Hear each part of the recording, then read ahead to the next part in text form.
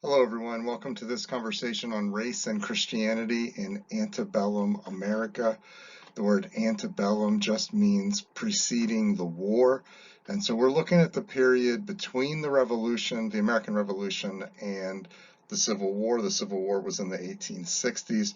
The Revolutionary period is really the 1770s, 80s, writing the Constitution, the early years of the 90s. So we're basically looking at 1800 to about 1860. Probably save the last decade of that a little bit for the next conversation. So we'll be leaving a little bit of the 1850s for next time. What we're going to look at in this conversation are two things: the emerging problems in antebellum America. We're going to look at some political, economic, and social problems that existed. And then secondly, we're going to look at the church in antebellum America. How did Christians respond to these problems? And we're going to look at paternalism, revivalism, and abolitionism.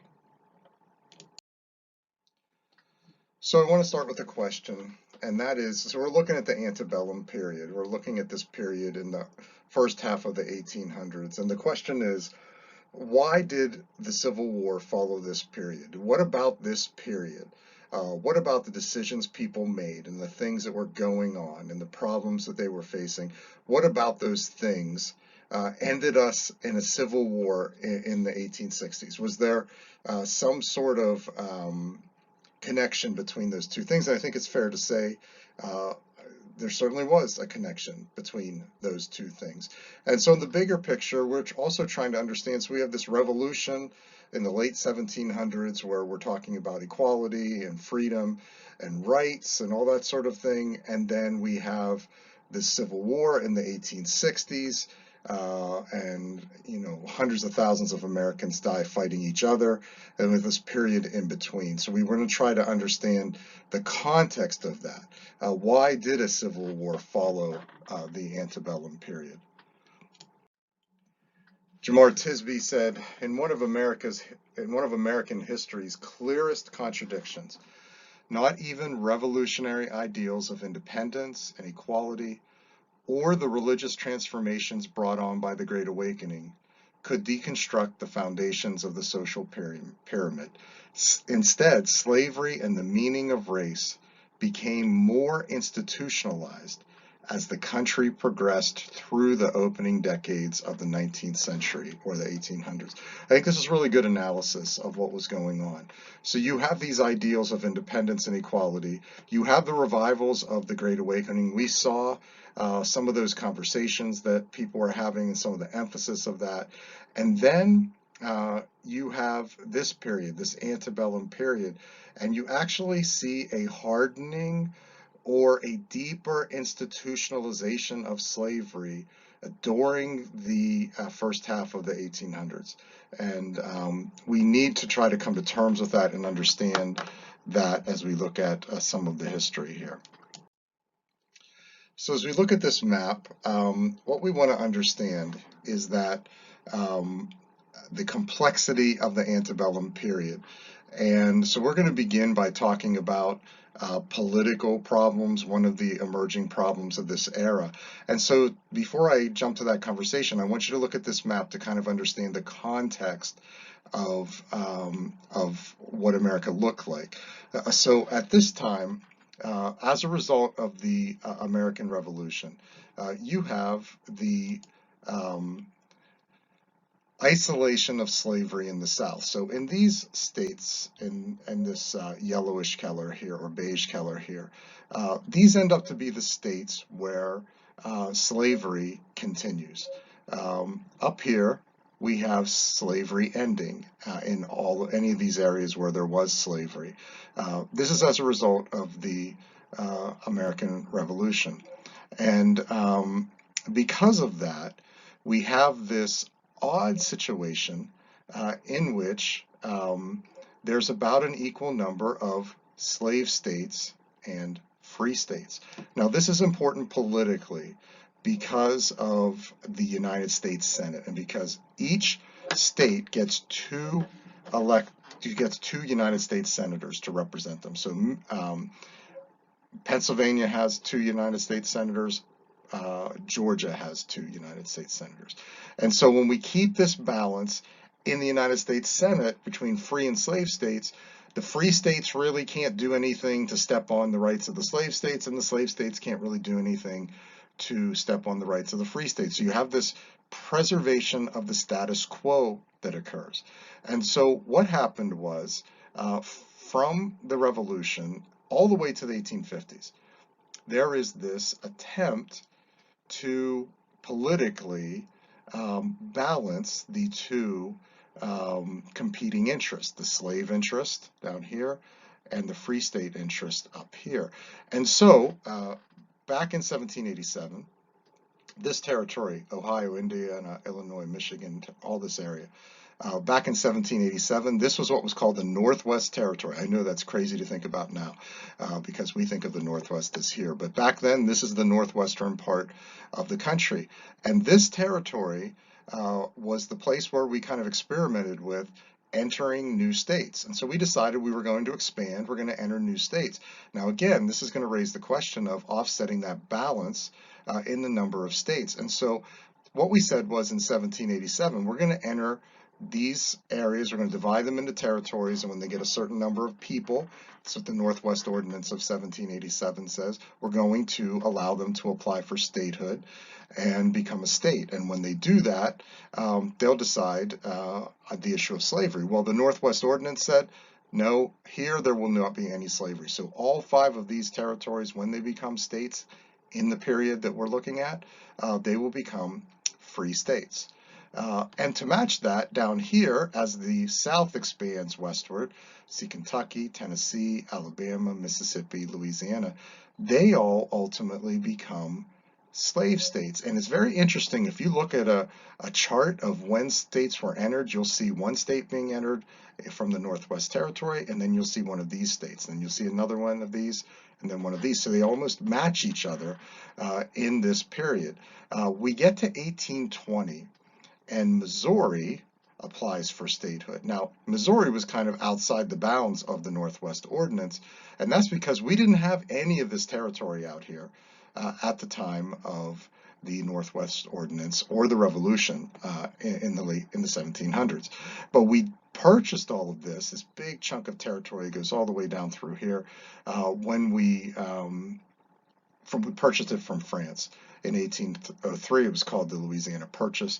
And so what to do with all this territory starts to become a question when Missouri applies for statehood in 1820. And they applied in 1820 as a slave state. Now, you can see they're kind of the northernmost slave state as a result of what we did here with the Northwest Ordinance. And so Missouri applies to be a slave state. That's going to be a problem in the Senate. So the compromise with regard to Missouri was they decided to enter Maine as a free state to balance off the number of slave and free states. They also made this decision. They said, anywhere north of the southern border of Missouri, so here's the southern border of Missouri, all this unorganized territory here, they said there will not be slavery in any of these territories. So they are opening up slavery here, but we don't have any of this territory yet. So they're just really saying this Arkansas territory could potentially be slave territory, but all this territory. Now, why would the southern states agree to let this all be free? Well, the main reason is because people didn't think anybody was going to go live there. Lewis and Clark had explored it, said it's wilderness, it's beautiful. They decided that it was a great place to put the Native Americans. It's a place they could go live and no one would ever want to live there. And so southern states thought that's not really much of an issue. And so that's the Missouri Compromise of 1820. And this map is really critical in helping us understand that. The other thing I want to mention before we move away from this map is the isolation of the South as a slaveholding area and how critical that's going to be in the psychology moving forward with regard to slavery. Instead of slavery being a more national thing, it has definitely become, by the antebellum period, a regional thing.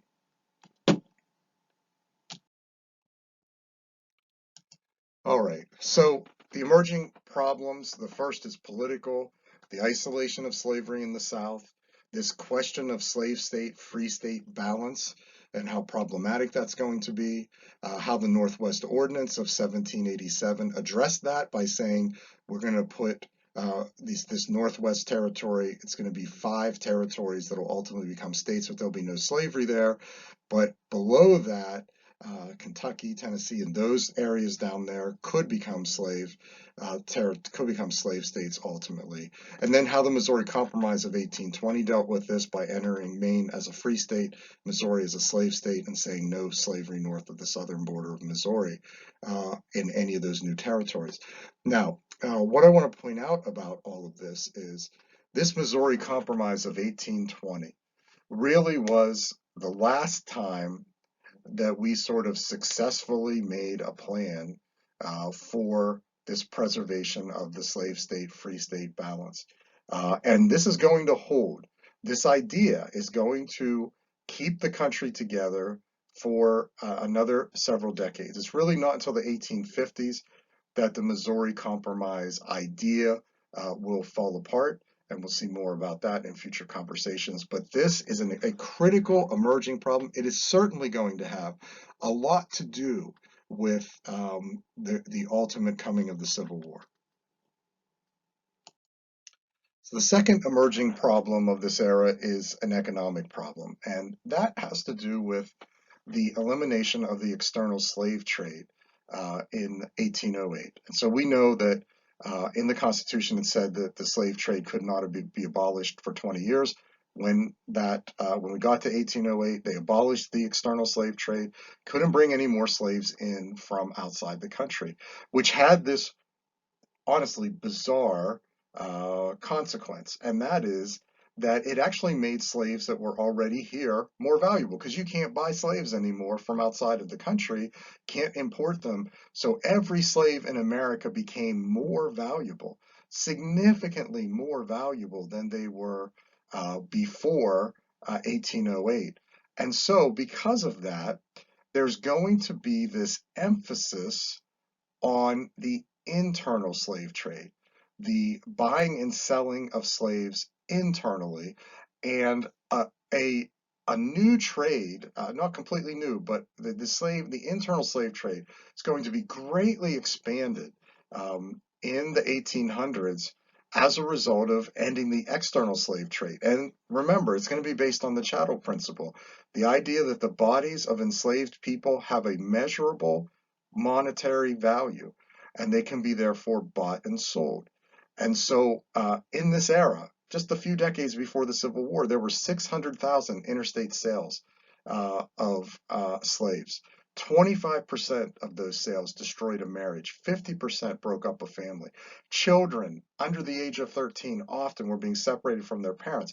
This is where you get from the book, the Frederick Douglass narrative of his time in slavery.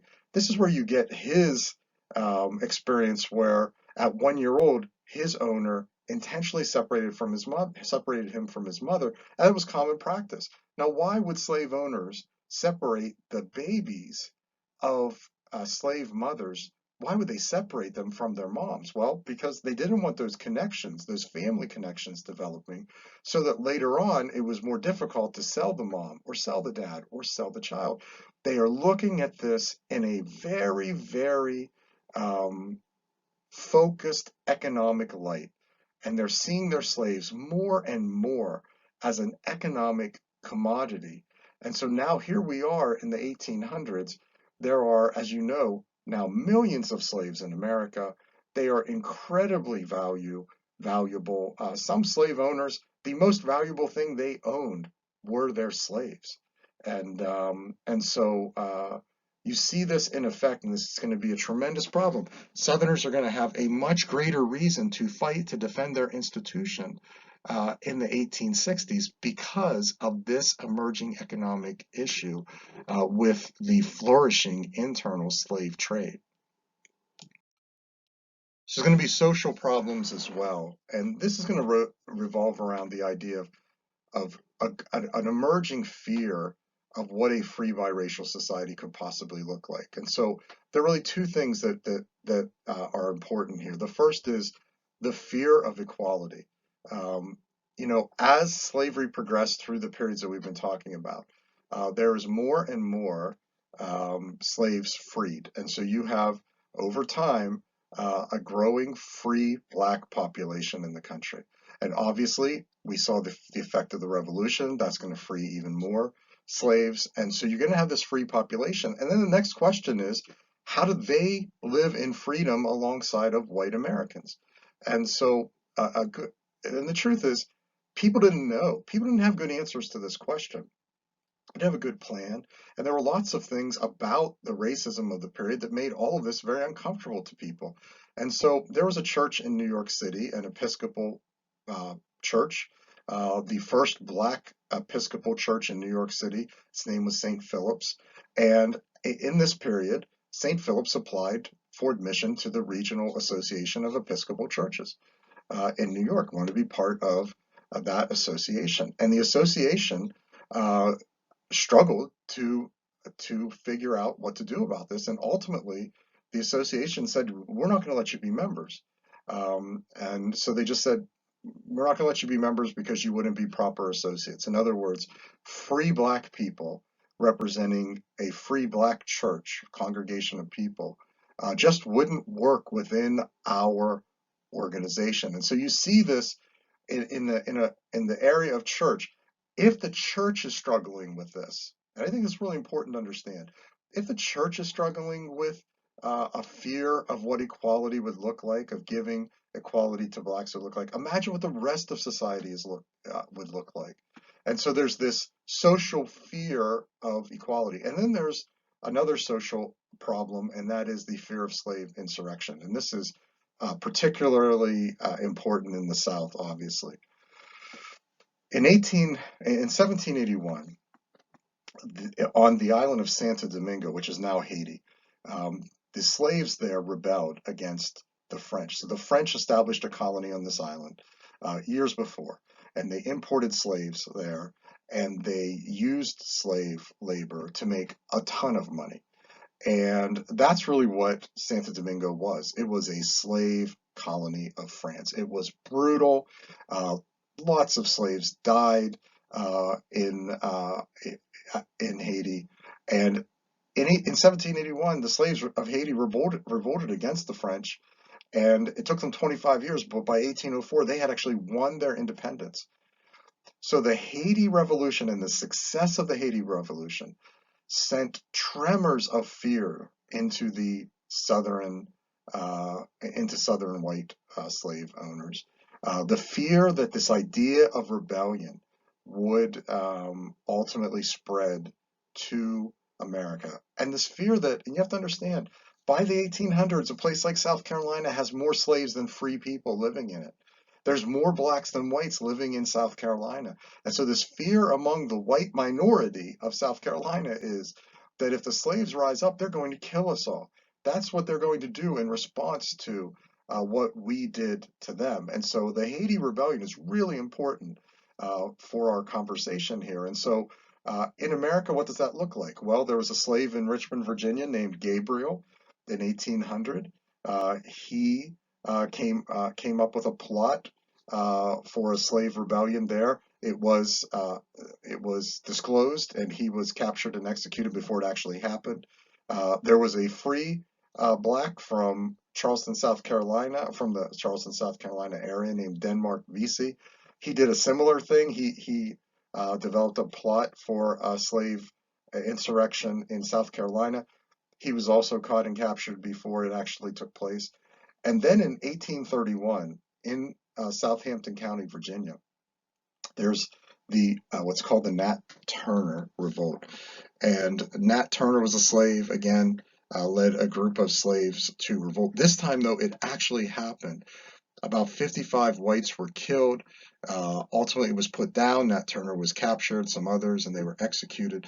But the critical thing for us to understand here is this fear of slave insurrection. Haiti put the idea forward. There is certainly influence of the Haiti Rebellion on these events, but there is also just the fear in America among white Southern slaveholders that this is ultimately going to happen. And so you're going to see a tightening of control.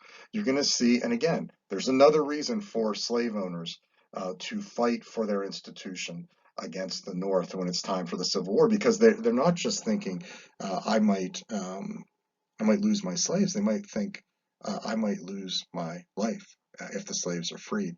And so this fear of what equality would look like, this fear of slave insurrection, this fear of there is no chance of a free biracial society succeeding. This social problem emerges in the 1800s and deepens the problems associated with slavery. So these emerging problems, and look at them again, just because I really want you to grasp how important these are. So you have political problems. You have this issue of slave-free state balance, the Missouri Compromise, and you really see the Missouri Compromise of 1820 demonstrating to us that we are just pushing off the political problem to the future. This is not a long-term political solution. We're just maintaining the status quo so one idea can't get supremacy politically over the other. And that generally doesn't work out well in politics. And then you have the economic issue. You have the issue of the internal slave trade, the flourishing of the internal slave trade, the value of slaves increasing. You have an increasing economic incentive for slave owners to fight to defend their institution. And then lastly, you have the social problems emerging, the fear of equality, what will that look like, and the fear of insurrection, the fear that if we ever did move to a free biracial society, that it would be disastrous for ultimately for white people, that there was really no path forward, there was no alternative to slavery. So as we move to the second point of our conversation, which is the church in antebellum, in the antebellum era, I want you to think about this question. What could Christians do in response to these emerging problems? Um, how would you respond if you lived in this period? What should the church be saying? What should pastors be saying? Should they be talking about this at all? Should they take a position? Should we be concerning ourselves about this? And if so, what should Christians be doing? How should they respond to the problems that we have just discussed? Michael Emerson and Christian Smith, in their book Divided by Faith, wrote, evangelicals directed and energized by the same faith in common pursuit of a Christian America, diverged in their definitions of what a Christian America was. Northerners came to see it as a society without slavery, Southerners as a society with slavery. This is a really important discussion that Emerson and Smith are having. The truth is that the American Christian establishment diverged. What did they do? They went two completely different directions. Northerners came to see a Christian America as a place where slavery needed to not exist anymore. They had a lot of different ways to get to that. They didn't always agree on that, but they saw that as the path. Southerners saw it as a society with slavery, and they entrenched themselves in the defense of that idea. So we're going to look at three things related to the church in the antebellum era. The first is paternalism, Christian paternalism. And so in the 1800s, as slavery institutionalizes more deeply, as it isolates in the South, and as we see a greater defense for the institution, we're going to see what we call the rise of Christian paternalism. Now, this is present before the 1800s, and that's important to note, but we really see the firming up of the idea. And really, Christian paternalism centers on the idea of what was called the plantation household, the idea of the male enslaver as a benevolent patriarch of both his family and his pseudo family of slaves. And those words, benevolent patriarch. And so you have this idea of the slave owner, the male slave owner, as benevolent, kind, good, Christian, father figure, patriarch of his own family, his natural family, and his pseudo family of slaves. And what they're trying to do is they're trying to bring this all together and ultimately develop an argument that this is a good thing. Slavery is a good thing. It cares for people the right way. And so the problem here is that When a benevolent patriarch, a father figure, raises his own children, he raises them ultimately to become independent thinkers and actors. Well, this is not what Christian paternalism is in the slave community. And so the slaves in this construct were perpetual children, incapable of making decisions. That's important. If we're going to make slaves permanently slaves, we have to have some kind of rationale for that. Then the rationale was that they are perpetual children. Again, this intrinsic inferiority concept, the white supremacy idea. Slaves are perpetual children, and they're not capable of making their own decisions. So we have to care for them within the construct of this plantation household. Christian paternalism. Christian paternalism. The slaves were then dependent on whites for guidance and protection. They need whites to fulfill a certain role in their lives for guidance and to protect them from themselves and from society as a whole. So Christian paternalism, the first part of our conversation about the church in this era. The second thing is the use of interracial congregations. And so in the South, there's really this weird dynamic in the 1800s. In the North, you have separate congregations, blacks in one church and whites in another church. And that's in the world where people are free. And that's more or less the world we have today, in large part. In the South, you had interracial congregations. White Southerners, white slaveholders did not establish separate churches for their uh, black slaves. They actually wanted to worship with them and worship side by side. And why did they do that? Because it was a means of controlling slave beliefs. It was a means of getting that message that we talked about earlier of duty, obedience, and loyalty into the slave community. And then thirdly, or second, it was a means of preventing slave insurrections. It was this idea of saying, look, these are the things that matter. This is what Christianity tells us to do. It tells us to fulfill our duty, to obey our masters, and to be loyal to our masters. And it was then a means of controlling belief and controlling slave insurrections. So the third aspect of Christian paternalism is the American Colonization Society. And again, this tells us a lot more about where Christianity is in this period. The American Colonization Society was founded in 1816 by a Presbyterian minister named Robert Finley. And essentially, this society, Christian society, decided that to advocate for freeing slaves and sending them back to Africa. Again, what we talked about, people not imagining what a free biracial society could possibly look like. Here is direct evidence of people not knowing what a free biracial society could look like. And so, why would they say, let's send them back to Africa?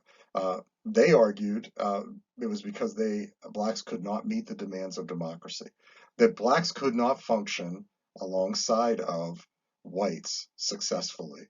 Now we know there's a lot more issues there as far as racism and racialization and all those sorts of things. But the argument they made was it's best for blacks to send them back to Africa. This raises a question that we should stop and deal with for a second.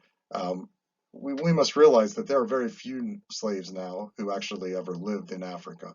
Over time, you have now third, fourth generation slaves. So the great majority of slaves who lived in America when the American Colonization Society was formed were actually indigenous to America. And so sending them back to a place they'd never been sounds seems fairly brutal and disingenuous. Uh, the other reason why the American Colonization Society argued for their plan was they believed it would be good because it would clear some of the black population from America. They said, it's a win-win.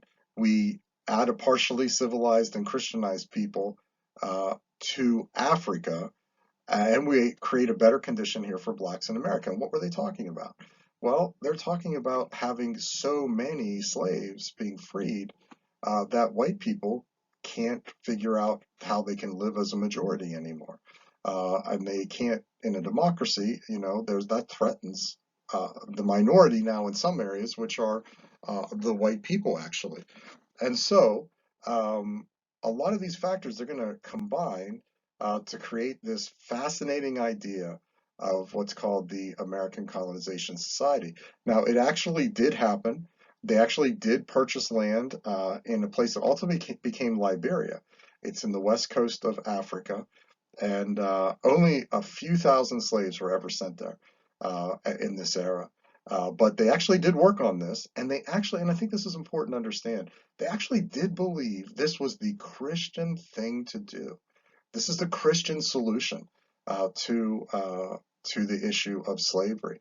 And so, again, even in the idea of freeing slaves, you see the paternalism here of slaves not being able to work to succeed and thrive alongside of white Americans and white society.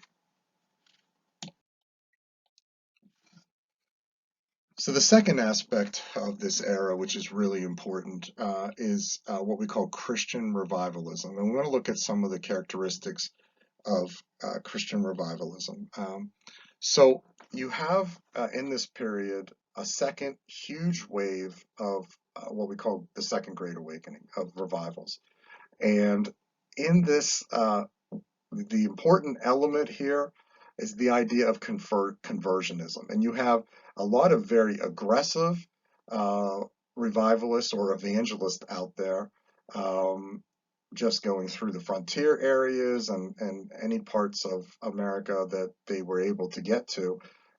And they are really aggressively trying to get people to make a conscious decision to convert to a really serious devout form of Christianity. And so it's intensely conversionistic. It's trying to get people to make a decision. I want to be a Christian. I'm choosing to be a Christian. A life-changing decision. A kind of moment in a person's life where they make a decision that affects everything, where everything changes from where they were before to where they are going in the future. And so conversionism, a critical characteristic of the revivals. Second characteristic of the revivals was millennialism. There's a growing belief, and part of this is a result of the American Revolution, in the idea that ultimately uh, America is going to usher in the millennial reign of Christ on earth, and what we see in Scripture as the thousand-year reign of Christ. And there's different views of this, but back then, what really captivated people was that we are going to just, more and more people are going to get converted, and ultimately America, the whole place is going to become Christian, and that's going to influence the rest of the world, and the whole world's going to become Christian, and that will usher in a thousand-year reign of Christ on earth. The kingdom of God is going to be created on earth, and it's going to be created on earth in large part because of the efforts of Americans. And so, a very optimistic view. Add to that the idea of perfectionism. So, that kind of goes hand in hand. If you believe in millennialism, you're probably going to believe in perfectionism, which is the idea that people can perfect the society that they live in. And so, as a result of that, you're going to have a lot of people embrace the idea of being involved in reform movements, of looking around and saying, what's wrong with our society? How can we make it better? And remember, certainly the classical liberals of the revolutionary era, they believed in progress, they believed in the ability to make institutions better and people's ability to do that. And so you're going to have a lot of perfectionism that's going to just fuel a tremendous series of things. The temperance movement, the women's rights movement, the anti-slavery movement, and tons of other things, smaller things that people are going to end up getting involved in, and many Christian people are going to end up getting involved in. And then lastly, I want to mention the intense divisions associated with the era. And so the revivals, people divided over the revivals. Not everybody buys into what I just said in America. There are lots of people that said it was extremist, it was emotional, that the people have no responsibility to perfect society, that are totally contrary views. So you have a whole group of Christians that look at this completely different. these revivals. You also have, as we already noted, Christians dividing over the issue of slavery. We have Northern Christians thinking one idea with regard to slavery in America, and we have Southern Christians thinking another. And as we'll see in a minute, there's also Christians dividing over the issue of anti-slavery and how that should look. And some people are going to think anti-slavery movement should look one way, and others are going to think it should look like something different. And so, encompassing a broader set of things like women's rights and things like that. And people are going to divide over whether to let black and white abolitionists on the same stage during a speech. And so there's going to be tremendous division among Christians as well. So you have this conversionism, millennialism, perfectionism, but you don't have unity that comes out of it. You have a lot of division that comes out of it and comes out of the slavery issue at this time as well. So we're going to talk about Christian abolitionism now. That's the third aspect of the church in the antebellum area. We have the paternalism response, we have revivalism, and now we're going to look at abolitionism. So it makes some sense that what we were talking about with regard to revivalism ultimately led to an abolitionist movement. But the other element is that there's a Christian abolitionist movement in Europe. William Wilberforce, Anglican, who leads the charge in England to get rid of slavery, which happened in the early 1830s. Charles Spurgeon was a Baptist preacher. He was a strong anti-slavery advocate. John Wesley, a little earlier, Anglican Methodist pastor, leader of the Methodist movement.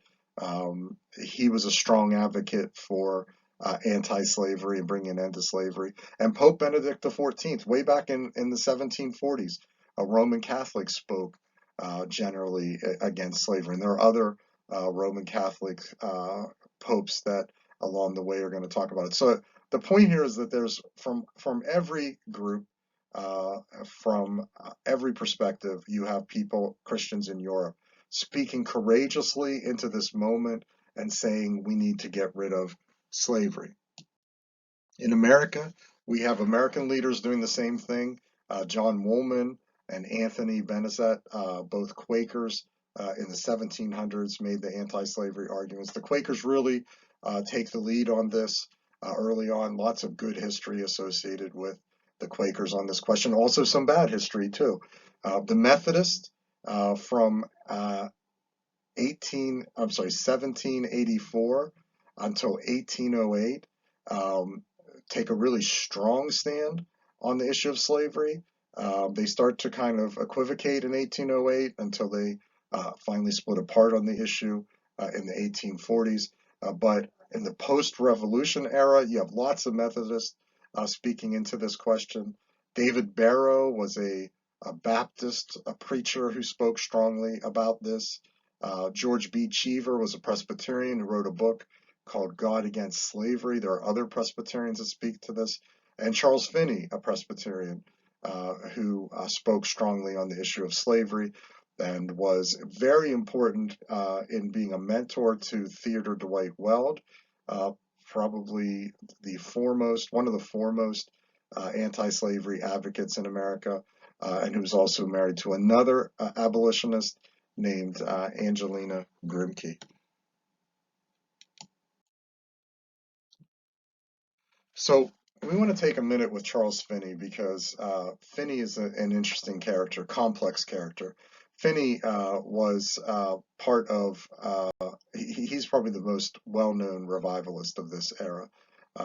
He's an evangelist, and he's traveling all over the country leading revivals and seeing thousands upon thousands of people converted to Christianity. So all those elements of revivalism would apply here to Charles Finney. He's also intensely criticized by people that were against the revivals. So Finney came to Oberlin College. Oberlin College was founded in 1833. He ultimately, a few years after that, becomes a professor there and ultimately becomes the president of Oberlin College by the 1850s. Oberlin was the first institution of higher education to accept both blacks and women, so it's extremely progressive for this period. And it becomes sort of the center piece of anti-slavery sentiment among Christians. And so Finney himself, He opposed slavery. He spoke against it strongly. He excluded white slaveholders from his congregation. He allowed blacks to become members of his congregation, which was a big deal back then. But he did not speak for racial equality. He did not suggest we should go as far as racial equality. And in fact, in his churches, blacks were still required to sit in segregated seating. They could not vote or hold office in the church. And Finney made it clear, again, he's opposed to slavery, but he's not for racial equality. And he made it clear that social reform would come not through politics or government, but through individual conversion. Finney's idea is you get enough people saved, you get enough people converted to Christianity, and slavery ultimately will simply come to an end. People just quit doing it. And so that's the Finney perspective. Again, very complex, very typical of this era, though. There are tons of Christians that are going to fall into this category. Some are not. Some are going to go down the path of the entire conversation. But there's a lot they're going to say, let's end slavery, let's deal with that, but not embrace the idea of equality. And again, that reminds us of our earlier conversation of the confusion about free biracial society and really no consensus developing in America. And we'll see this as a constant theme throughout the coming decades and centuries of Americans not knowing what a free biracial society after slavery could possibly look like. So in this conversation on race and Christianity in antebellum America, we've looked at the emerging problems in antebellum America, the political problems and economic problems and social problems, which together I think we've painted a picture of a deepening institutionalization of slavery, an isolation of slavery into the South, and of no vision of a solution, of a way to move forward. No consensus developing as to how to deal with these problems. Greater fear, greater economic incentive, and just simply pushing the political conversation often off into the future. Ultimately, we'll see that in the 1850s that becomes that all pushes to the forefront again. And then secondly, the church in antebellum America, we saw that the paternalism of Christian paternalism with regard to the slave owners in the South. We saw revivalism, and we saw abolitionism. And again, I want to focus on, you have courageous voices here, you have complicit voices here, you have voices participating in slavery, you have Christians on all parts of this spectrum. But the important element here, I think, is to recognize the tremendous division among Christians, that you don't have unity, you don't have clarity, you don't have a clear message emerging from the church on these emerging problems. Some questions to consider about our conversation today. Do the oppressed have a biblical right to rebel against their oppressors? As we think about the slave rebellions of this era. Secondly, does the paternalistic thinking of the slave era still exist today? Where? I think it's a really interesting question. Do you see paternalism in race relations today? And then thirdly, is conversion the proper Christian answer to social problems? Finney said, just convert people and they'll just stop doing these bad things. Is that the pathway? Is that the proper Christian or the only Christian response to the social problems that they faced and the ones that we face today? Thanks for joining the conversation today. God bless you and have a great day.